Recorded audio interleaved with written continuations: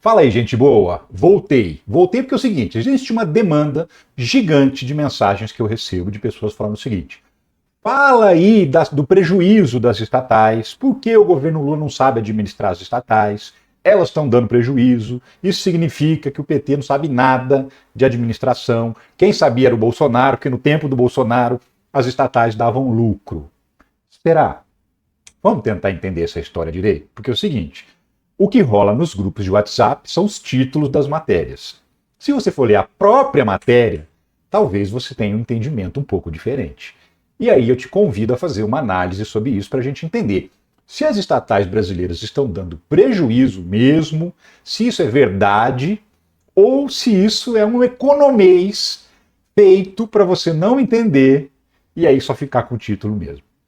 Vamos lá que eu vou te explicar essa história, nós vamos analisar juntos e ao final desse vídeo você vai entender e vai poder mandar resposta lá no grupo da família para aquele seu cunhado mala que fica mandando print de notícia dizendo que as estatais brasileiras estão dando prejuízo.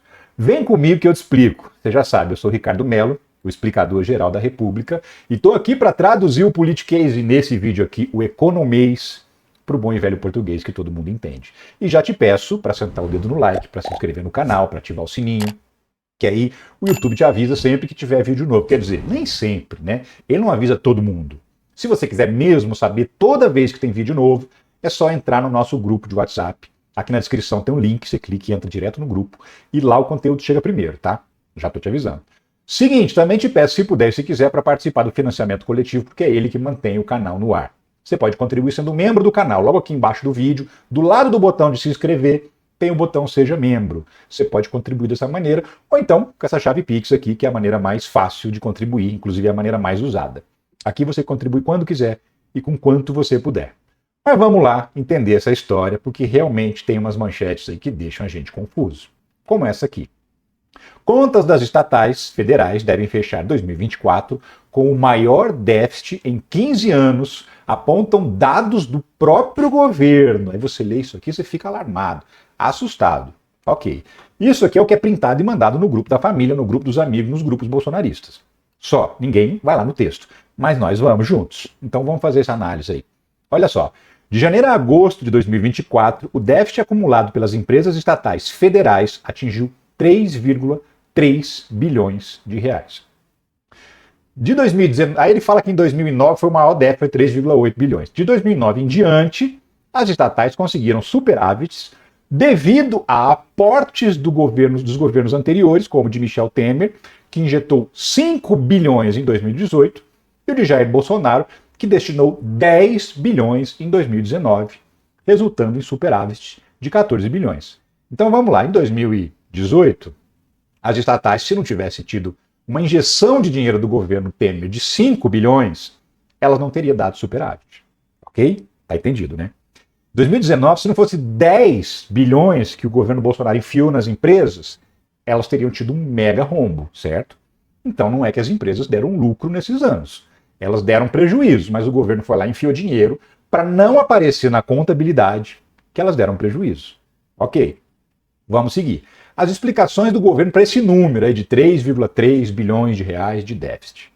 O Ministério da Gestão e Inovação explicou que parte expressiva do déficit corresponde a investimentos planejados.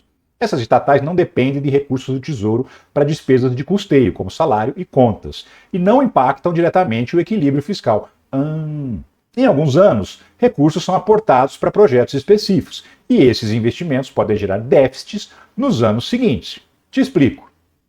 Por exemplo, esse exemplo que vem logo abaixo aqui ajuda a explicar. A Engeprom, que é uma empresa que fabrica navios, recebeu um aporte de 2,7 bilhões em 2018 e 7 bilhões e meio em 2019, os 2 anos do governo Bolsonaro, para construir fragatas para a Marinha. Em 2024, a empresa investiu 1 bilhão no programa, sendo contabilizado como déficit. Ok, então é o seguinte, em 2018 e 2019, o governo enfiou praticamente mais um pouquinho do que 10 bilhões de reais na estatal que fabrica navios. Esse dinheiro ficou guardado numa espécie de poupança. Então lá em 2018 e 2019 ela deu um lucro gigante, porque entrou essa grana, e não saiu. Aí esse dinheiro ficou guardado. Esse ano, uma parte do dinheiro saiu para começar a construir finalmente esses navios, essas fragatas. E aí, a contabilidade é de 1º de janeiro a 31 de dezembro. Então, se você pegar o dinheiro que entrou e o dinheiro que saiu, saiu mais do que entrou. Só que o dinheiro a mais que saiu do que entrou é o dinheiro que já tinha entrado anos atrás. Então, contabilmente, de 1º de janeiro a 31 de dezembro, a empresa pode, deu prejuízo. Por quê? Porque saiu mais dinheiro do que entrou. Porém, esse dinheiro que saiu tinha entrado em anos anteriores e estava guardado. É tipo você guardar dinheiro para comprar um carro, e aí chega um ano você compra o carro. Nesse ano que você comprou o carro, você teve prejuízo? Não, porque você estava guardando dinheiro para comprar o carro. Foi exatamente o que aconteceu com as empresas. Agora, a contabilidade, o número, tipo conta de padaria, é diferente. Então é preciso ter cuidado nessa interpretação. A Dataprev, que é outra empresa do governo, que também está apontada aqui como empresa que está dando prejuízo, afirmou não ter registrado prejuízo no acumulado de 2024. Pelo contrário, diz ter obtido um lucro de 384 milhões de janeiro a setembro desse ano. O comunicado da Dataprev diz que o resultado primário negativo de 323 milhões decorre do maior volume de saídas de caixa acumuladas do período de janeiro a julho de 2024. Então, de janeiro a julho, saiu mais dinheiro do que entrou no caixa da Dataprev. Mas depois, agosto e setembro, entrou muito mais dinheiro. Tanto entrou mais que ela está com um lucro de 384,9 milhões de reais. Só que a matéria está fazendo um cálculo do primeiro semestre das empresas de janeiro a agosto. E aí aponta, então, que tem esse prejuízo. Aí tem um outro título de uma outra matéria. Olha que sacana. Estatais têm rombo, eles adoram essa palavra, porque rombo assusta, né? Rombo de 7 bilhões e 200 milhões em 2024, maior da história. E governo prepara mudança em empresas. O que você pensa? Meu Deus do céu, 7 bilhões e 200, o governo Lula não está sabendo administrar essas empresas, tanto que ele está preparando mudanças. Aí você vai ler a matéria, que é o que ninguém faz. O que está escrito lá? As empresas estatais de União e estados, ou seja, não é só as empresas do governo federal, também são as empresas dos estados, tiveram um rombo, de novo a palavra, de 7,2 bilhões entre janeiro e agosto desse ano. Não fecha a contabilidade do ano. Só de janeiro a agosto é aquela história. O que entrou e que saiu, puro e simples, não interessa se tinha dinheiro na poupança guardado para ser usado. O resultado considera as contas das empresas estatais federais e estaduais que registraram déficit de 3,3 bilhões e 3,8 bilhões, respectivamente. Ou seja, as empresas federais apresentaram nesse período uma saída de dinheiro, mais do que a entrada, de 3,3 bilhões, e as empresas dos governos estaduais tiveram um déficit maior do que a do governo federal, 3,8 bilhões. Só que quando você vai lá e lê o título, volto para você, estatais têm um rombo de 7,2, o governo prepara mudanças, você bota a culpa no Lula, não tem jeito. E é isso que vai pro grupo de Zap. Você sabe que vai porque você recebe. Se você não recebe, pede para tua tia mostrar que ela te mostra. Aí a gente vai tentar entender como é que funciona essa mecânica. Por exemplo, Petrobras tem resultado negativo de 2,6 bilhões no segundo trimestre. Essa manchete aí vai para o grupo de Zap. Por quê? Porque os resultados são avaliados trimestre a trimestre. Não interessa se no trimestre passado deu lucro. Se nesse deu prejuízo, que geralmente é uma sazonalidade, tem períodos do ano que sobe a receita, tem períodos do ano que cai a receita, mas isso não é levado em conta. O que vai para o grupo de Zap é essa manchete aqui. Porque a cada trimestre tem que ser informado o resultado. Então, esse vai para o grupo de Zap. Prejuízo, meu Deus, o Lula não sabe o que está fazendo. Mas essa manchete aqui não vai para o grupo de Zap. Ninguém recebe. Você pode aproveitar e mandar, inclusive. Petrobras registra forte geração de caixa e queda no endividamento no segundo trimestre de 2024. Então, vamos voltar lá. No segundo trimestre, teve prejuízo de 2,6 bilhões. E aqui teve um aumento de caixa. Dívida bruta, isso aqui é a matéria oficial, você está vendo? A agência Petrobras, é a própria Petrobras. E por que a gente sabe que isso aqui não é mentira? Porque isso aqui é o informe que é obrigatório, o balanço que é obrigatório ser feito para os acionistas, para o mercado, para a Bolsa de Valores. Então aí não pode ter mentira. Dívida bruta da companhia teve queda de 2,2 bilhões de dólares no período. Ou seja, a dívida caiu mais de 10 bilhões de reais só no segundo trimestre de 2024. Então, isso aí é 3 vezes mais do que o tal rombo de 3,3 bilhões de todas as estatais, segundo aquela primeira matéria que eu te mostrei lá na frente.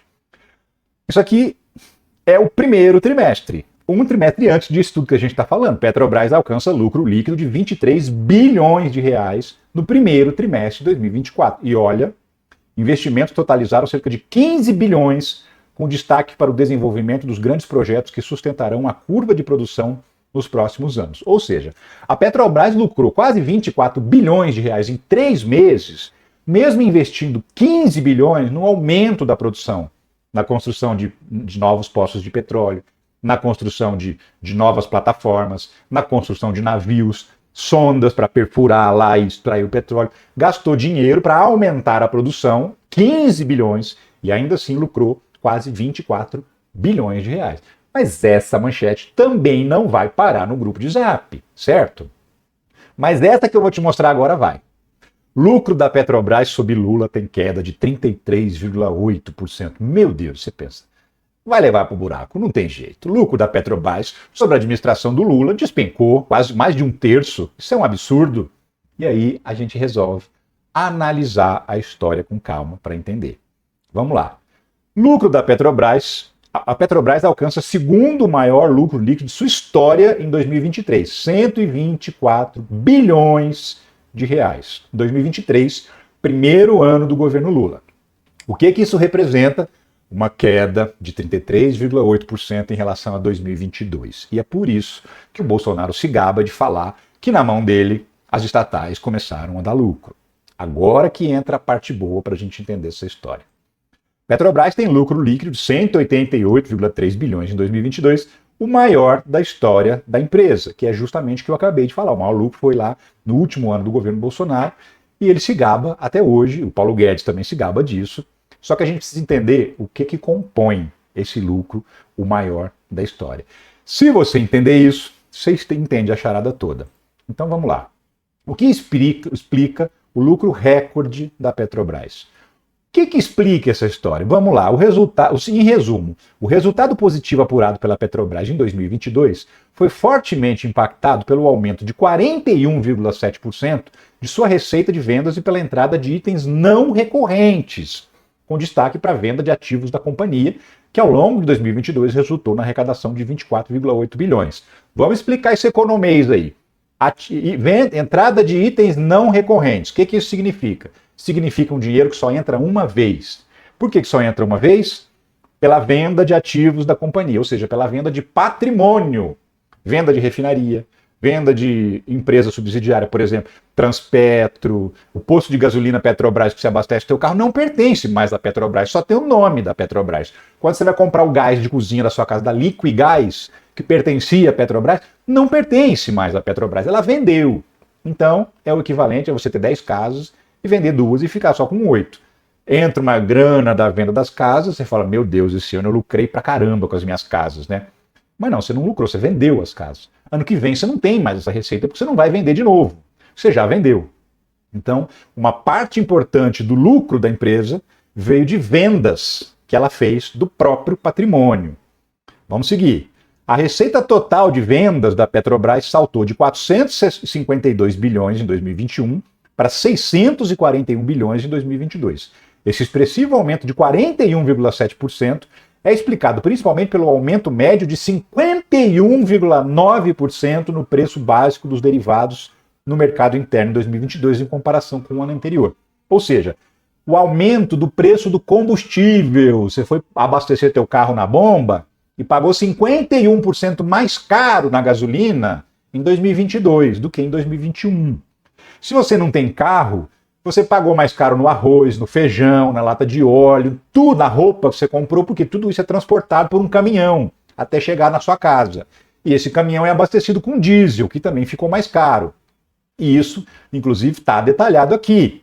A elevação dos preços compensou a retração de 2,9% no volume de derivados comercializados no mercado interno no presente ano. Ou seja, a venda de combustível caiu em 2022. Mas o preço subiu tanto que compensou essa queda com sobra e gerou um lucro extraordinário.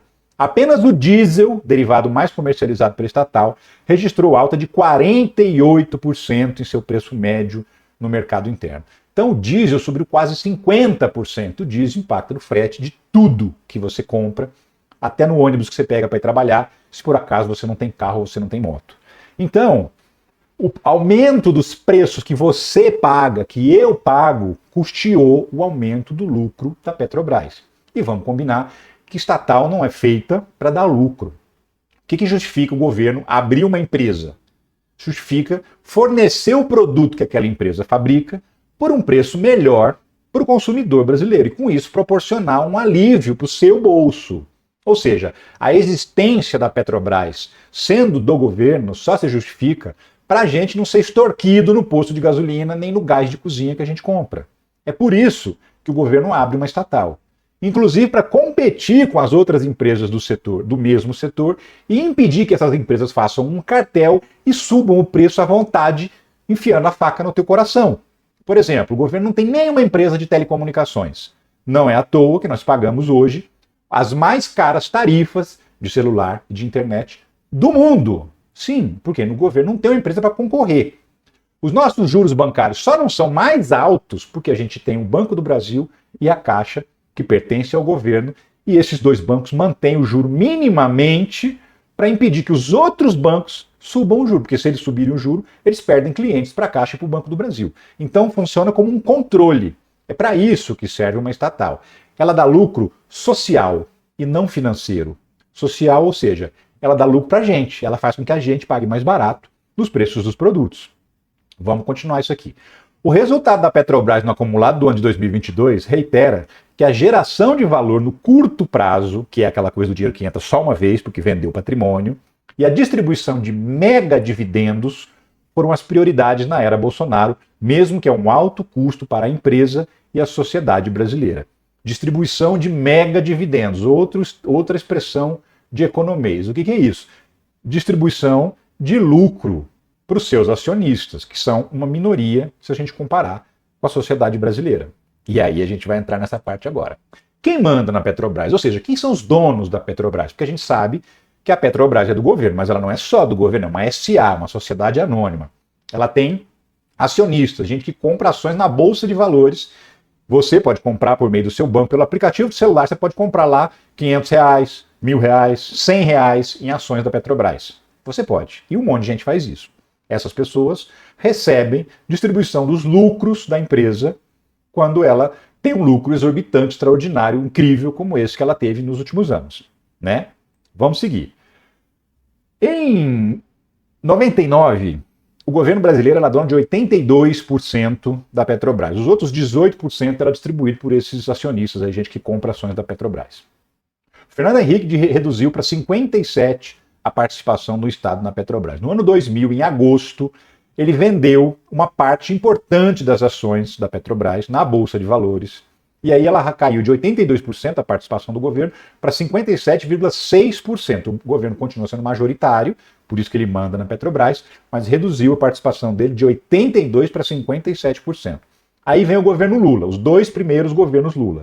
O que ele fez? Investiu no pré-sal, descobriu o pré-sal, perfurou, saiu petróleo pra caramba lá.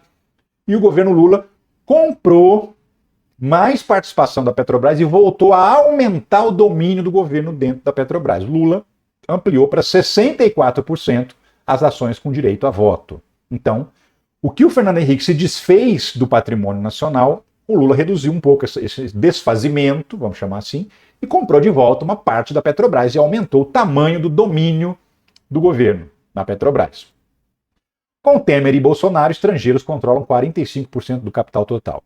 Os governos de Michel Temer e de Jair Bolsonaro promoveram o maior desmonte da história da Petrobras com privatizações de refinarias, a RLAM, a Reman, Six, vendeu 3 refinarias para os árabes, aquela das joias, que você já deve ter ouvido falar muitas vezes, de subsidiárias como a Gaspetro, a BR Distribuidora, a Liquigás, já falei disso, né? Então, a empresa que transporta os derivados não é mais da Petrobras, ela vendeu. O posto de gasolina não é mais da Petrobras, ele vendeu. A Liquigás, onde você comprava teu gás de cozinha, era da Petrobras, não é mais. De redes de gasodutos, a TEG e a NTS, então os gasodutos também foram privatizados e agora a Petrobras tem que pagar para passar o gás nesses gasodutos, porque eles são particulares, não são mais da empresa.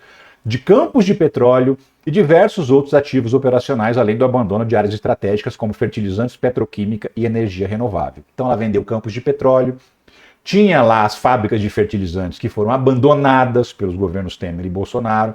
Então ela perdeu patrimônio e aí diminuiu de novo o tamanho da participação do governo na Petrobras. Tanto é verdade que hoje 45,70% dos donos da Petrobras, está aí nesse gráfico, essa parte laranja, são investidores não brasileiros. Ou seja, quase metade da Petrobras pertence a gringos que compraram ações da Petrobras. Esses gringos receberam uma fortuna do lucro da Petrobras, que passou a ser a prioridade da empresa, pagar o lucro para os sócios. Então você, que pagou mais caro na gasolina em 2022, que pagou mais caro no diesel, que pagou mais caro no arroz, no feijão, no óleo, na carne que era transportada por caminhão, esse dinheiro que saiu do teu bolso, quase metade dele foi parar na mão de gringos que compraram a ação da Petrobras. Gringos muito ricos, que jogam golfe, que tomam champanhe, que viajam para a Europa, que têm iate, que moram em mansões, que não precisam do transporte público. Para esses caras receberem dinheiro, você se lascou na bomba do posto de combustível. Então a prioridade do governo Bolsonaro foi aumentar o preço dos combustíveis, dar um lucro recorde e distribuir esses lucros para uma pequena parcela de milionários e de pessoas que investem na Petrobras. Petrobras alcança a marca inédita de 1 milhão de acionistas na Bolsa Brasileira. E aí, quando a gente fala 1 milhão de acionistas, a gente está falando de todo mundo, até você que investe R$100 em ações da Petrobras pelo aplicativo do banco que você pega o celular e compra facilmente. 1 milhão de pessoas. Vamos imaginar que fosse 1 milhão de brasileiros, e não são, mas vamos imaginar que fosse. Para dar lucro para 0,5% da população, que é 1 milhão de pessoas, 99,5% da população pagou mais caro no combustível na bomba, pagou mais caro em todos os produtos que compra, porque o preço do combustível impacta no frete e impacta nos preços. Então é por isso que a Petrobras deu um lucro recorde de 2022 de 188 bilhões de reais e caiu em 2023 por quê? Porque o governo Lula acabou com aquela história de preço de paridade internacional, ou seja, o preço vai variar conforme o barril de petróleo e conforme o dólar, né? Porque o que isso produzia? Aumentava toda semana. Toda semana subia, descia, subia. Aliás, subia e nunca descia, né? Isso não acontece mais, a gente tem uma estabilidade no preço, inclusive o preço caiu bastante de 2023 para cá. Então, mesmo vendendo combustível mais barato, mesmo investindo uma grana altíssima no aumento da produção, na construção de navio, de sonda, de plataforma, na abertura de novos campos de petróleo, na pesquisa de exploração para encontrar novas reservas de petróleo, mesmo investindo muita grana nisso, a Petrobras deu um lucro estratosférico e esse lucro também vai pagar os dividendos, que é essa parte dos lucros que vão para o sócio. Então, eles vão receber menos e tem mais é que receber menos mesmo, porque empresa estatal, como eu disse, não serve para dar lucro. Se ela der lucro, ótimo, mas não serve para isso. O lucro que ela tem que dar é social. É você pagar menos no produto que ela produz. E você está pagando menos no produto que ela produz, que é combustível. Você está pagando menos no preço da gasolina, você está pagando menos no preço do álcool, você está pagando menos no preço do óleo diesel, você está pagando menos no preço do gás de cozinha. E mesmo assim a Petrobras está dando lucro e os ricos, os milionários que fumam charuto e tomam champanhe francesa, estão recebendo uma parcela menor dos lucros. Essa é a função de uma empresa estatal. Beneficia a maioria em detrimento de uma minoria de milionários, de magnatas. E assim caminha. Então você reparou que quando a gente olha os números das estatais, daquela primeira matéria que fala que as estatais estão dando prejuízo, a gente chega à conclusão que elas não estão dando prejuízo. Elas estão investindo mais para aumento de produção e estão usando dinheiro que tinha entrado em anos anteriores e que estavam guardados para esses projetos desse ano. Então se você pega a contabilidade, saiu mais do que entrou. Mas isso não significa que ela está em prejuízo. Significa que ela está usando o dinheiro que ela tinha guardado na poupança de anos anteriores, está usando esse dinheiro agora. Só que as matérias, os especialistas em economia, dizem que, na contabilidade, se você pega 1º de janeiro de 2024 até agora, saiu mais dinheiro que entrou. Então está dando prejuízo. Mas está mesmo? Você entendeu agora como é que funciona? E por que essas manchetes são assim, tão capciosas, tão fáceis de levar, de induzir as pessoas ao erro? Porque esses veículos de comunicação atendem principalmente aos interesses desses milionários que compram ações das empresas e que querem lucrar cada vez mais. Se a empresa está dando um lucro menor, eles recebem menos. E são eles que mandam nos veículos de comunicação. Então esse viés de que o governo está dando prejuízo às estatais é para tentar te convencer de que o governo é incompetente para administrar as estatais e, por conta disso, nós estamos perdendo dinheiro. Mas não, nós não estamos perdendo dinheiro. Nós só estamos gastando um dinheiro que já estava lá, destinado para determinados projetos. Tá claro? Se não tiver claro, pergunta aqui que eu tento responder de novo. Eu fico por aqui, eu volto a qualquer momento para falar sobre política, economia, justiça, tudo que envolve esses aspectos do nosso país. Um abraço para você e tchau.